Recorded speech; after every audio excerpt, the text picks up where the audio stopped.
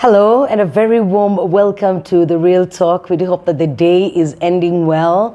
Thank you as always for sparing time to join us, and we do hope that we're able to bring you yet another conversation that will leave you inspired, energized and hopeful. My name is Jackie Lumbasi. We are live on RTV and on our YouTube channel. Kindly share that link so that we have as many of our people catch the conversation. We're at Mythos Boutique Hotel. Please visit them. They've got atmosphere, restaurant, newly refurbished. You will love it. Our guest today is a man that fought his way from a dark pit of alcoholism, and today we get to hear his story, what happened, where is he today, and how his testimony will inspire you, whether you're a sister or a brother or a parent of someone who's dealing with a similar problem. Do stay with us on The Real Talk.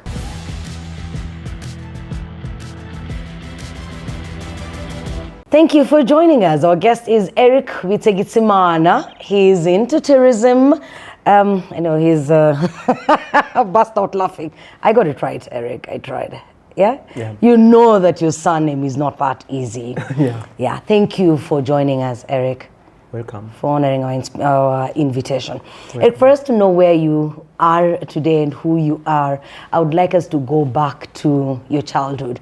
Share with us. We'd love to start the show by getting to hear of one's childhood, because in some cases it influences who we later become. Thank you, Jackie. Thank you for having me. So I was born here. I was born in Kigali, and I was born the only boy in a family of five, and I went to school. It was in Remera, in just close to National Stadium, and the childhood was already troubled. I couldn't keep quiet. I had good grades, but I couldn't keep quiet, and I was never at home. I always. Where were you? I could not. I felt something. I think now that I'm looking at it, I think I did not feel at home already. When I was... You did not feel at home? Yes. At home? Yes. Mm-hmm. So... Did you have both parents growing up? Yes, I had both parents. I had both parents, and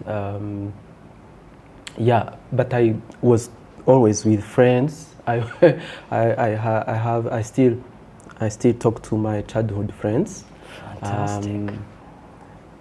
And sometimes I could come back home after my parents have gone home, and this. Would you be punished for that? Yes. Like in what class were you? This is as early as 12, 11, and I think that at some point, my parents kind of gave up. They surrendered to the fact that I was not able to change, I think. And my mom, I remember my mother ended up finding, so we had this small room outside of the family room, and he ended up having them put some food for me when I get home.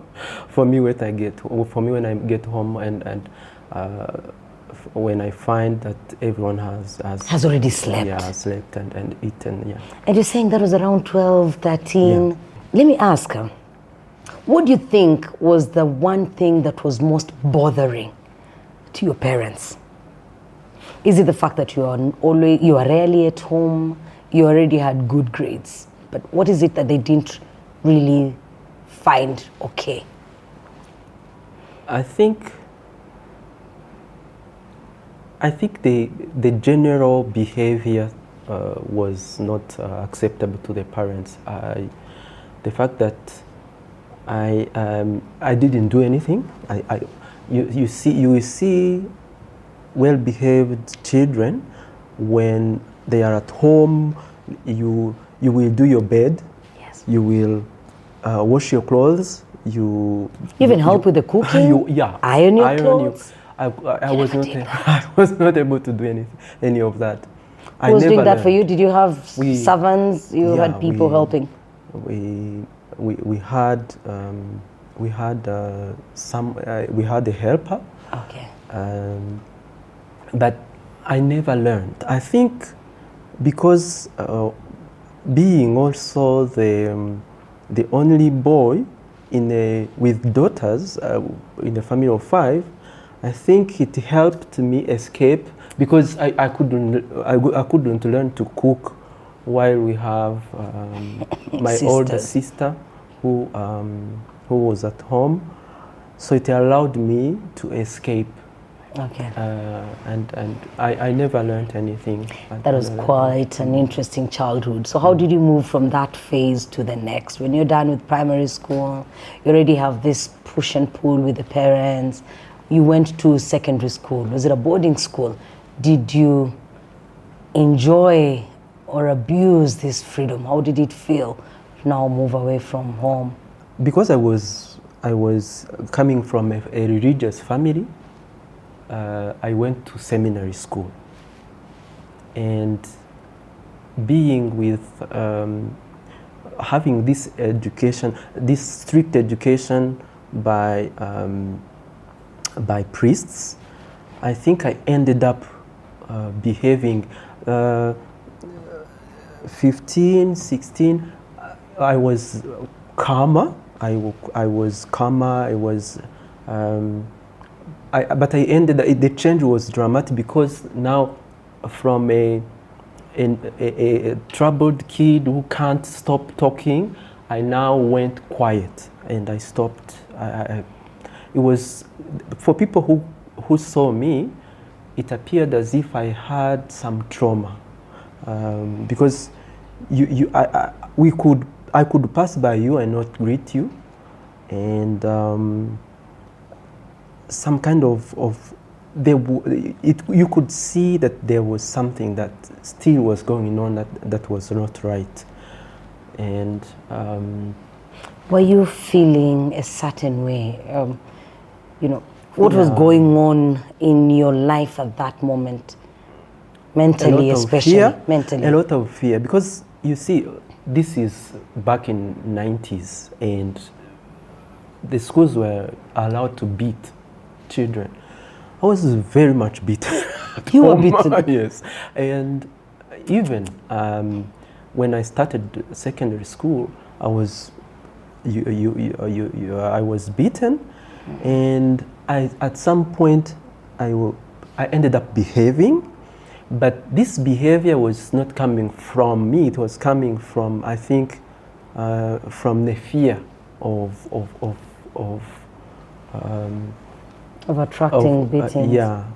Punishment, but also at this point I was an orphan. I only had my mother, and you could see, I think I felt something like fear also of rejection and of affecting this behavior affecting my mother, because now I was living only with my mom. You know, when you're in secondary school and you are going through what you are going through, sometimes you try to help yourself. Schools provide counseling, so there's a teacher who's in charge of counseling, and then there are activities like sports activities and other co-curricular activities. Did you try to help yourself by participating in such? Because you had become introverted and antisocial, but if you're open to playing football or going out and participating in Christian Union and Bible study, maybe it would help you. Did you try any of this? I tried playing basketball. I still love basketball. But talking about counseling, because maybe we will talk about it later. the counseling is, I don't think the counseling was appropriate, was not there. Let me put it that way. And you know, in our culture, you either behaved, you either behave or you are ashamed. So counseling is sometimes you can talk to someone who will try to give advice, but it really doesn't look like counseling. It looks more like shaming. If I had a chance to talk to someone who was spiritual, who was religious, they tried to give an advice, but it was really bordering shaming, not counseling. But sport, I like the sports a lot. I actually didn't have any problem exercising, and I liked the basketball court a lot. I could go there, but that still you could see that I was lonely and not able to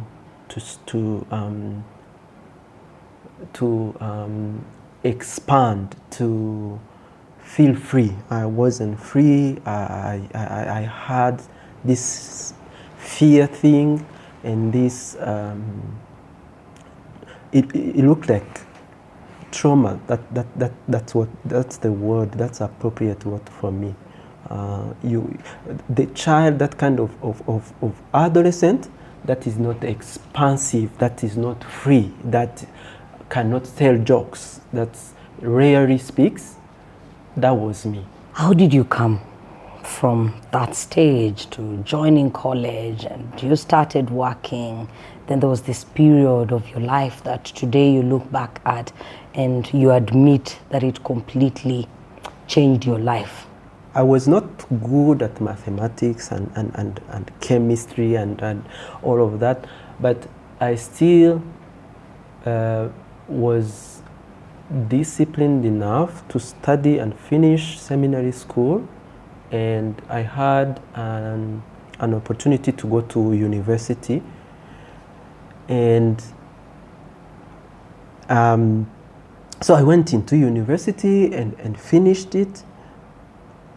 But also I tried to become a priest and it didn't work out. So after I finished university, I went into teaching. I went into a bar. I discovered, surprisingly enough, when I was studying in a very lively university environment. At that time, the national university was, I think it had the most numbers of students. So the Butare campus was the largest university in Rwanda, and you could see people go into bars and nightclubs at that time. Surprisingly enough, I think I went once and I didn't like it. So I end up finishing my education. I didn't have any of that experience that other university students have. Yeah. So I guess because of that trauma thing, I felt I wasn't free. I didn't feel free, and I had a lot of fear inside of me. But when I finished school, university, and got a job, I guess that's where my fear now liberated itself. And when I got introduced to this nightclub by my former colleagues who had gone on to continue their studies in seminary school, I ended up, I felt like we go together, people want to go home, I don't feel like going home. And I started, because I was going with colleagues, with friends, and they want to go home. I don't feel like going home. I ended up going alone and staying for the night until the morning sometimes. And I could go into a bar, stay there for the whole night, and in the morning shake myself up and get quickly ready, maybe wash the face and go directly back to work. to work. Yeah. And at that time you were a teacher. Yeah. So highly likely that you'd go back to a classroom smelling, like a drum of alcohol. Yes. And it could. The students sometimes they will not say it at that time, but I don't think you can do something like that today. And students want to say it, but at that time they could keep quiet. But they were seeing they it. could definitely see it. Do you have an idea of how much you were drinking in a night? Surprisingly, it wasn't even much. I discovered it later that it doesn't really matter how much. It doesn't matter whether it's 1 bottle or 4 bottles or 12. It doesn't matter. I am the kind of person who, if I take one, I can't stop. I don't feel like stopping. That's the kind of drinker that I was, and if I remember well, I could take like 4 bottles of muting maybe, and I feel bored. I don't want to take the muting, and then I change into something else. Maybe take liquor, but I could not say that this is now too much. I'm feeling tired. Let me go home. No, if I am taking alcohol, I'm not going home. You were energetic. Yeah. So excitement. So you see, it's about the emotions. Emotions again. The fear. It's about losing fear. It's about losing the shame. I could do things that I normally would not do. Like I start talking to you, but without taking a drink, I would not. I would do this interview without the drink. I was not able to. It's like you needed it to function. Yes. We're talking to Eric. Eric is a man that is a recovered alcoholic. He last took a drink in 2016. So in 2024 is marking about 8 years, since then. So we're walking this journey with Eric. You have heard how he started, where he is today. He was a teacher. We'll get to know if he continued teaching.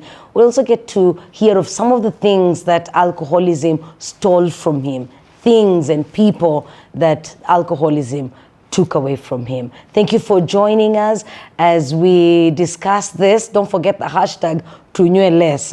We said in helping people understand the message behind that hashtag, let us have someone who has lived that experience, and maybe he will help you deal with your problem or a sibling's problem or even a parent's problem. This is The Real Talk.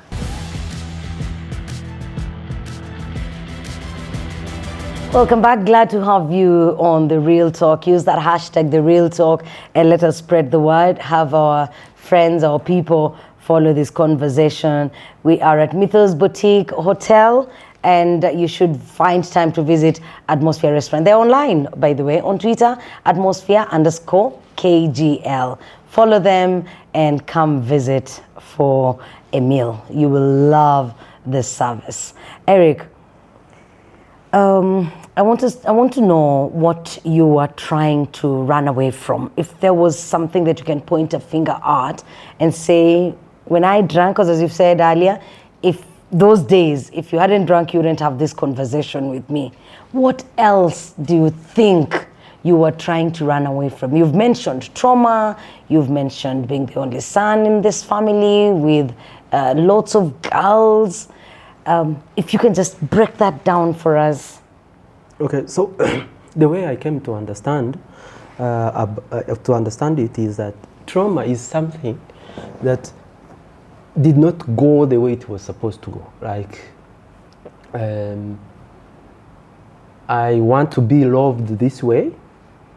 It is not happening because our parents, they try their best, but our parents are just other human beings. So trauma is that.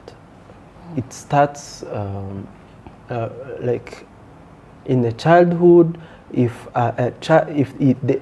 you know, all children do not seek attention the same way. There is this child. I think I was that child that needed a lot of attention, and if I didn't get that attention because my parents were working or were dealing with something else, then the way I understand it is that affected me. And that is trauma. We all expect some things, but especially emotionally, and if I want you to show me affection, to be there for me, and you are not there, so I end up having this, I feel like I'm missing something. That's trauma, yeah. Yeah. Okay, so in your days as a teacher, for how long did you continue drinking and teaching at the same time? When did you feel like things had gotten out of hand? Like I said, I could go, I could spend the whole night, and then in the morning I go teaching. But after a while, I ended up, because I think because this thing is progressive, it's progressive, and as I was aging as well, I couldn't find, sometimes I couldn't find the energy to get up, to go quickly wash myself and go back to work. So I started giving excuses. Like I could call my employer and say, I'm sick. That's the absence. That's the first thing you lose. You lose time. You lose time from work. And you lose money, a lot of money. You lose money and possessions because I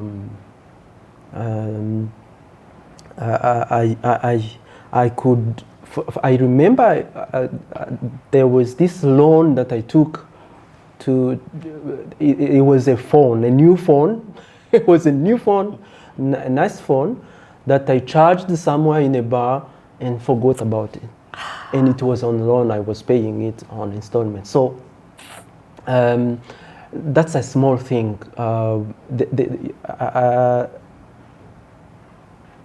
I also, because I was spending a lot of time thinking about drink, I lost time. I feel like I did. Because even when you were at work, you were thinking of the drinking experience. You are not. I did not realize it. That's a self-reflection thing. The reason it's so hard for people to quit is because we call it delusion, inability to see my life as it is. Inability to see my life as it is. So I don't know that I am thinking of drinking, but I'm actually thinking of drinking. The hasty way of doing things, the uneasiness. I'm not able to calm and pause and think about my work and finish about my work and go home, rest. I want to do things hastily so that I can quickly go get some drink. And if someone calls me, I'm at work, I still have 30 minutes, 15 minutes, I will find an excuse. I will find something to escape from work and quickly go take that drink. So at the same time, the performance reduces because I'm not thinking about work, I'm only thinking about something else. Relationships begin suffering, and that, I think that's the most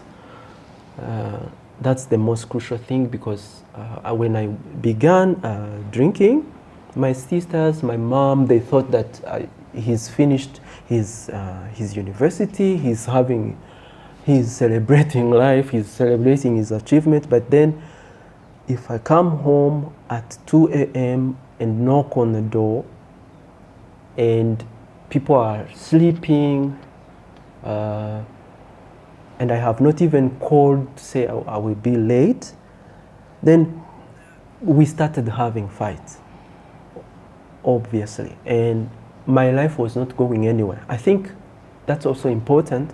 I lost those drinking years. They are lost. It's something that is hard to get back to, because at the same time that people my age were starting families, building houses, raising kids, I was not into any of that. And it took, I think for me, it took too long, because I didn't get the chance to go into a rehab. My family was not aware. And the culture I was growing into, and unfortunately it still is a culture that think that this thing is like witchcraft. Like, people could say you have been bewitched. So this is the kind of thing that doesn't help people. It didn't help me get well, because I couldn't go in a rehab. I couldn't see a psychologist. I couldn't talk to anyone, because I thought I was bewitched, and people thought I was bewitched.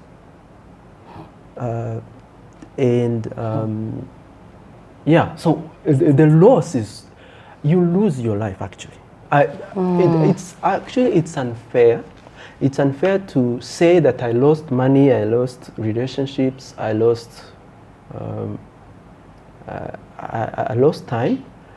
It's a whole life that is lost. Yeah, you literally it's like lost a life. It's like you. There is this saying that they do in Kinyarwanda. They say that you are alive but you are dead. Say it in Kinyarwanda. Ngo yapfuye ahagaze, babati uriya yapfuye ahagaze. And in the street they say yararangiye. It's actually true. Sadly, it's true. People, I don't think people realize it when they are saying it, but they are saying the truth. When they are saying that the person is dead, alive, it's actually true, because that person is the most unhappy person on earth. When you have a problem and you are not able to see that problem, you see, when we usually get a problem, when I'm feeling hungry, I know that I'm hungry. I have to go and eat. If I have fever, I know that I have to go to see someone get treated. If my problem is that I can't see my life as it is, it's a mental problem. It's a mental problem. And because it's mental, it's the brain it has a problem, and the brain is the one that drives me. So there's no hope, actually. There's no hope. Because this thing, we look at it as if it's a drink problem. It's not. It's an emotional problem. Like, I have a lot of fear. I think things that normal people do not think. Like, I don't want to go to see. I don't want to go to this wedding because people will judge me. People are not judging. People are judging themselves. So, but for me, because I'm so concerned about myself, I'm not going to this wedding because I don't want people to judge me. So that's me. I am limiting myself. I don't want to talk to this person because this person is judging me. At the same time, people also do not know how to talk to these people. And effectively, they will judge this person because they don't understand the problem. But I do not judge the family. The reason is, how can someone understand my problem if I don't understand it myself? So that's the dilemma. The person, I do not understand myself, and everyone else also doesn't understand me. Even, I find that even mental health workers, sometimes they don't understand the problem. You will go and see a mental health worker, they will tell you, why don't you slow down on that drink? Why don't you try to speak to other people? Why don't you, the way it is really handled, we have missed, we have gone really astray. Well, we went astray about this thing because, and I don't blame anyone because this is really terrible. It's a terrible state of things. And yeah, so people will judge, and but I will have, because I have judged myself. You've judged yourself. How serious is the drinking problem in Rwanda? Because I know you belong to a group of people. That group has some friends of mine that are in the process of healing. So how serious is that problem in the country? What can we do to help each other? And let's touch on stigma as well. I'm very honored to have you here today, and it could have been anyone, but there are people that can't come forward and talk about this situation because we're a very judgmental society. Yeah. So it's serious. It's so serious that people still talk about witchcraft. You see someone who has a problem, you think that someone has, I don't know, I have never really been a good believer in witchcraft, but saying that you have cast a spell on me, you live in this district, I live in this district, and you have cast a spell on me, I've never been such a believer. And so that's how big it is. So if you think I have been bewitched, now the problem is going to be worse because now it becomes a hate problem. A hate problem meaning that there's hatred now, that this person has caused this person harm. No, the person is just not well. And so you see many people, instead of getting help, they feel bars or they feel churches. So all these people, they have problems in their homes, they have problems at work, and the way to deal with it is to go to church or go into a bar. Like I said, it's not a drink problem, it's an emotional problem. Like, how do I behave at work? Like, am I a good co-worker? How do I behave in the family? How do I live with my partner? Do I speak well? Do I care for my partner, the person I'm living with? Because this thing now affects, it's about relationships. It's about relationships, and it might, if my relationships are not good, if I'm not living well, I may go into a bar, or you may see people looking around like men going after women, or going into like to watch sports in an exaggerated way, because the person is not grounded in true relationships. You will see people not visiting anyone. We do not speak to family. We do not have good relationship with others, because we are so busy doing these things that help us cope. Like, I have to go into a bar to watch a match, or to drink, or for men, we also go. People will go after women, and other addictions as well. We were starting seeing use marijuana and other drugs as well. These things are there because they help people cope with relationship problems and emotional problems that we do not deal with. Yeah. So it's there is a lot of problem. Many people have, many people do, but go out. I cannot say that you have a problem. That's the problem. I can't say that you have it. I have to myself. I have myself to notice that I have a problem. What moment brought you to that point where you said, enough of this bottle?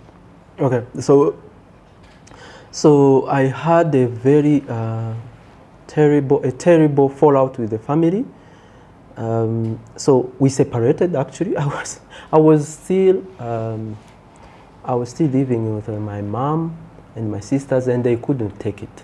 And I was old. You see, that's also a problem. I was still having to go to my mom and my sisters, because I couldn't take care of myself.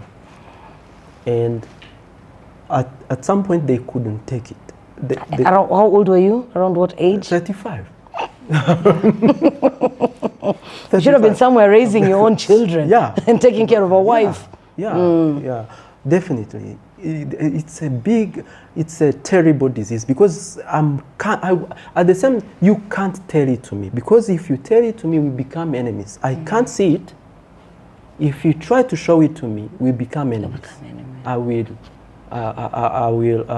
try to defend myself. So the fallout with family. We fall out. It's really bad. I have to learn to take care of myself, and I can't. I can't go into a rehab because I don't know about a rehab. So, unfortunately, I have always been I went to church. I like I said, I had my schooling in seminary. So I had a chance. It was a providential circumstance that they gave me things to read. I went to ask for help, and they gave me things to read. So I started reading. So reading, and again, for me, really, I think was a providential, because you will see some people who, when they start using drugs, they are not able to read, because they start using the drugs very early, at an early age. I was lucky because I started after I have done my studies, so I still was able to read, and I had my education. Some people really struggle because they can't read, they are not able to read, because they started early, like in their adolescent years. So it becomes a problem, because the brain cannot see the problem. The only way I can see the problem if it is someone who shows it to me, but in a very specific way. So in your case, did you go to rehab, or no, you didn't? Yeah, I went. So you just woke up one day and said, "No." I went to see a priest, and he gave me books to read. Oh, the books helped. Yes. Yeah. because I could see testimonies and description of what the problem is. Okay. And I noticed this thing is talking about me. And nowadays, because of internet, because of Zoom, it's the help is there. People just need to notice that I have a problem. Then you go to internet, you search something, you will find there is a lot of help. But then it has to do with me to see It has to come from you. I'm falling out with my family, I am falling out with everyone. All my friends, all my childhood friends, all my school friends, they were avoiding me. When I was so beaten up, when I was so beaten up that I couldn't continue, because this time I was renting on my own, I couldn't find something to eat, I had nothing to wear. The last time it happened, I had gone in a bar and lost all my salary, and I couldn't find rent. So I was risking to now be on the street, and I was employed. Fortunately, but you were at zero. Financially, you had nothing. Yeah, I was ending up on the street because I had lost all my salary. So and this is not because I had a lot to drink. It is because I don't even know if someone took it or if I left it somewhere. I just lost conscious. So there is this thing that we call blackout. It's when you wake up, I am here and I don't know how I arrived here. That's a definite sign of I'm having a problem with the way I'm drinking or taking anything. People drink all the time, but if you are having these signs like I'm having problems at home, I'm probably having problems at work, and I'm ending up finding myself here without knowing how I arrived here, then you have bigger problems. Yeah, please find help. Help is there, but you need to find help. You know, I need to notice that I have a problem. In this case, I had a chance to go to see someone. This priest, he had books for me, and then I started reading, and there were stories, and I identified with these stories. How has your life been since you stopped drinking? What would you say? So you look back at and you say, "Gosh, you know, here if I hadn't taken that path, I would have been this." So. And then as you respond to how your life has been, give a message to someone that is struggling, you know, with themselves struggling with alcoholism, or it's a parent who has to live with a 35-year-old who's not looking like they're going to make anything out of their life. Okay, so, yeah. In a simple terms is I got my life back. And without even looking at possessions, I cleaned up a bit, and I went back to church. Now I believe more. I think I believe more. I got my life back, especially emotionally, because Jackie,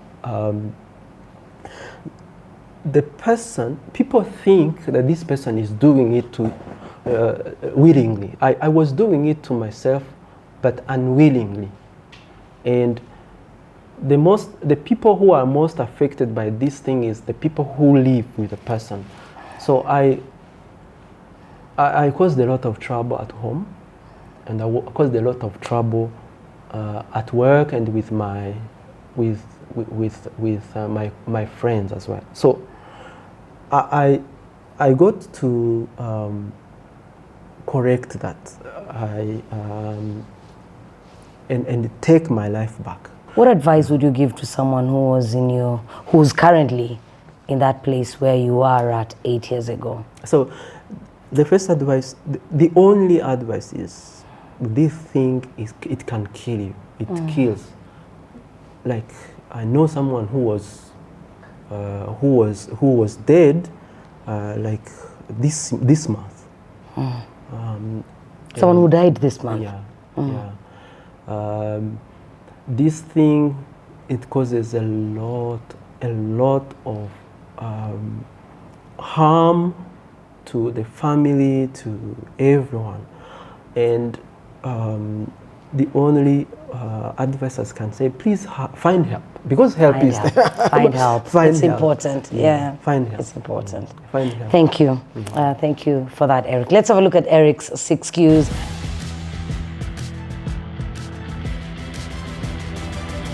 Eric, these are quick questions, very quick questions. Number 1, what is the best life advice that you have ever received? The best advice I've received is to help people, actually. What is your favorite hobby? Basketball. I really like basketball. Yeah. Between the Bible and a movie, when your spirit is low, what do you do? What do you pick? I would say Bible, not the movie, the Bible. Okay. Any life regrets? Yeah, I have many regrets. Give me one thing. Selfishness. The only reason for me to regret is when I don't see you. When you give me a text and I don't respond it to you, because I still have it.